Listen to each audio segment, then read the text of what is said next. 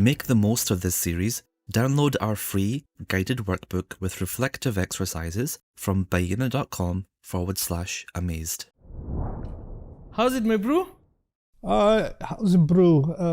Brews in a coffee maker, I think. No, man. In South Africa, man. That's a way of endearment to say, how you doing, my brother? Say it again. How's it, my bro? How's it may brew? Yeah, how's it, my bro? So, like... Brew is brother, bro. But yours is brew. Yeah.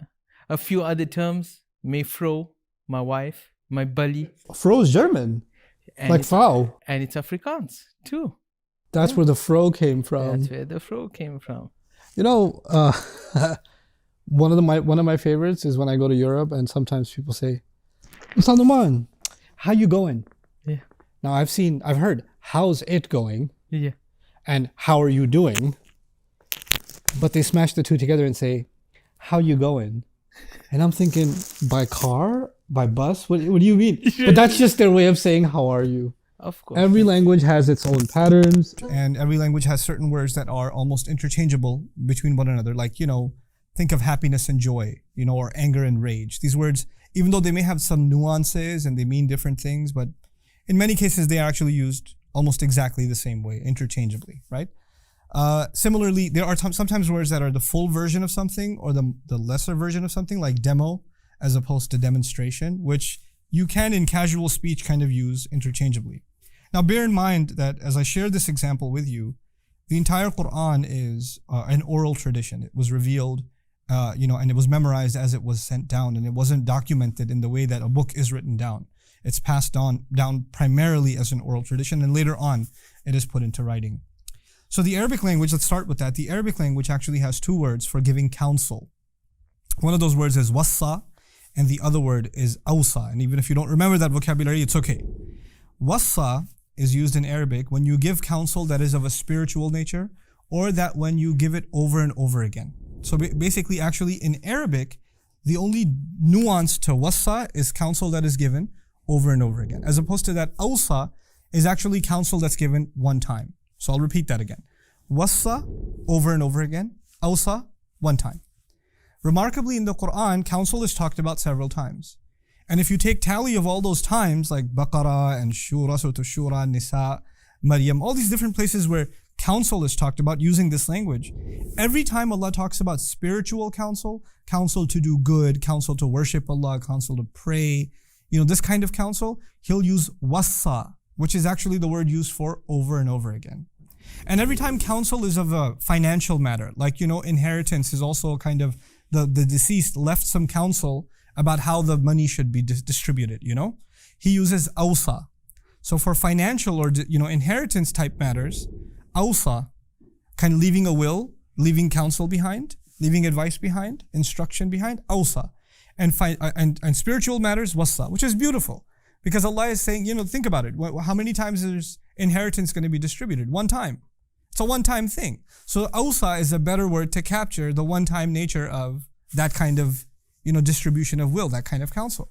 However, spiritual counsel, be mindful of Allah, be truthful, be kind, pray. This is not the kind of counsel you give somebody once. You have to give it over and over and over again. That's the nature of spiritual counsel. It must be repeated. So he beautifully uses every single time the word wassa. Now think about that. In the Arabic language, wassa and awsa are interchangeable with a subtlety. One is repeated, the other is not.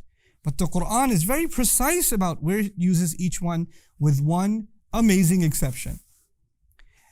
Isa alayhi salam, Jesus is born. The Qur'an has a unique narrative about Jesus that the Bible doesn't have, that he spoke the day he was born. And part of his speech is wa awsani bis salati wa zakati ma dumtu hayya. He counseled me to pray and to charity so long as I'm alive. Meaning Allah counseled Jesus. Isa says, alayhi salam, Allah counseled me to pray and to give charity. Except the word he used for counsel this time is the word that you typically find in the Qur'an for financial matters. Why though? This is a spiritual counsel. To pray, to give charity. Some argued that perhaps this word is used here because charity was mentioned, which is financial. But there's something more going on here. Remember in the beginning of this elaborate explanation, I told you that awsa is for one time and wassa is over and over again. Isa alayhi salam is how old? One day.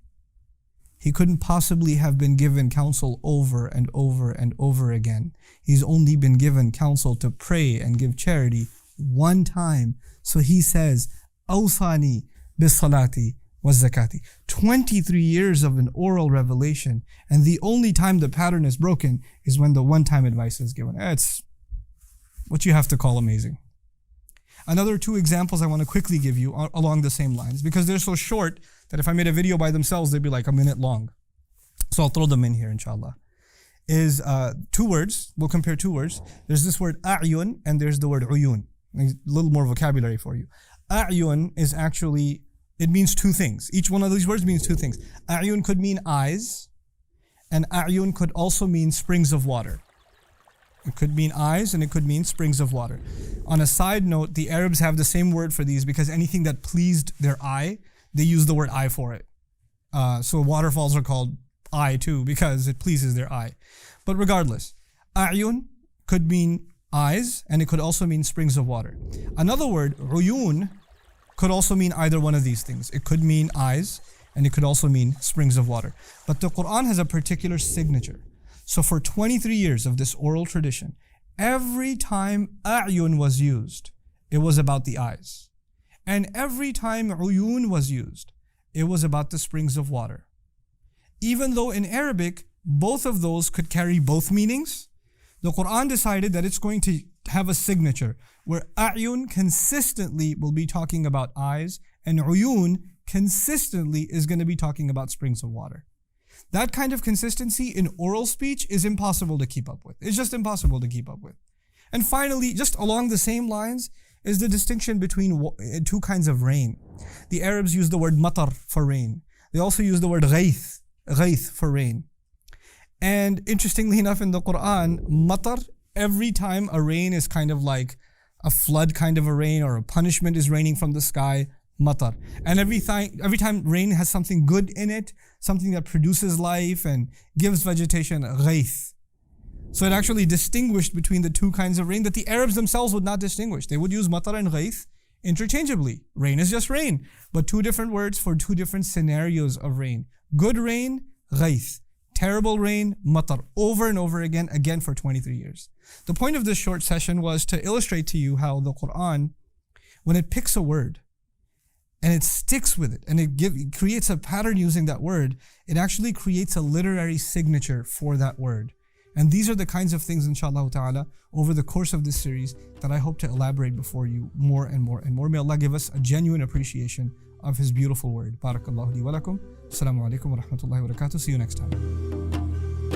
So much of the work on the Quran has been completed on Bayyinah TV. I want you to enjoy systematically studying the Quran from the beginning all the way to the end, in brief and then in great detail.